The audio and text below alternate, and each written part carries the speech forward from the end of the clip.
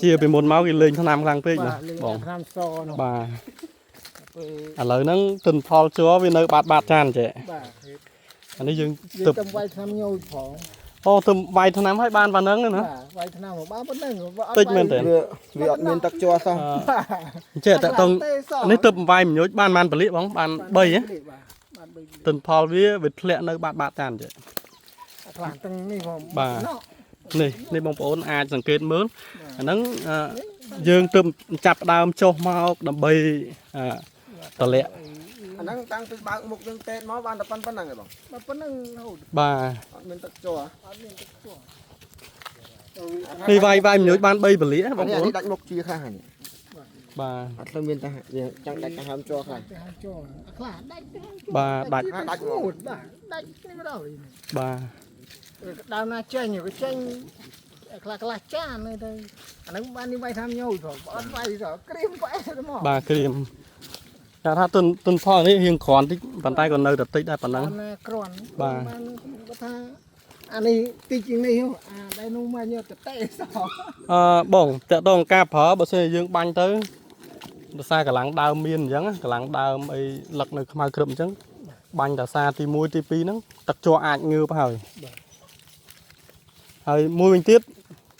យើងអាចញយណាវាយធ្វើមួយខែម្ដងបានហើយមិនបាច់ប្រើ2ដងទេបាទយើងវាយដើមខែឬក្តារចុងខែយើងបើយើងវាយដើមខែចាំដើមខែក្រោយចាំយើងវាយមួយសាទៀតបើសិនយើងបាញ់ថ្នាំឆ្លាស់គ្នាអញ្ចឹងកន្លះខែមួយកន្លះខែបាញ់ចាប់ពីលើកទី3ទៅបើសិនជាលើកទី1ដំបូងអញ្ចឹងវាយមួយដើមខែបាន15ថ្ងៃថតយើងវាយបាន15ថ្ងៃយើងបាញ់លើកទី1ថ្ងៃ30ឬក៏ថ្ងៃ1ហ្នឹងយើងបាញ់លើកទី2សិនហើយបាញ់លើកទី2ហ្នឹងបាន2ពលាចាំយើងវាយរំញោចវិញមានន័យថាវាហេល2ពលាទៅមុខប៉ុន្តែពេលយើងបាញ់ទួនគ្នា2ដងអញ្ចឹង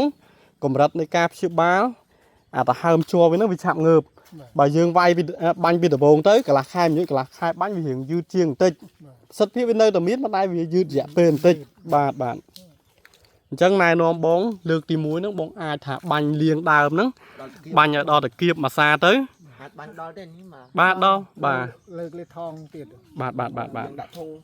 អូកលេថងបាញ់ដល់ហើយនេះបងប្អូនអាចសង្កេតមើលតាក់ទងជាមួយនឹងទុនផលជ័រថ្ងៃហ្នឹងយើងថតមុនយើងបាញ់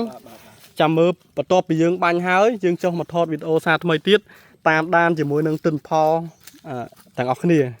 អញ្ចឹងវីដេអូហ្នឹងវា2នាទីជាងចូល3នាទីអញ្ចឹងខ្ញុំសូមបញ្ចប់ត្រឹមហ្នឹងសូមអរគុណ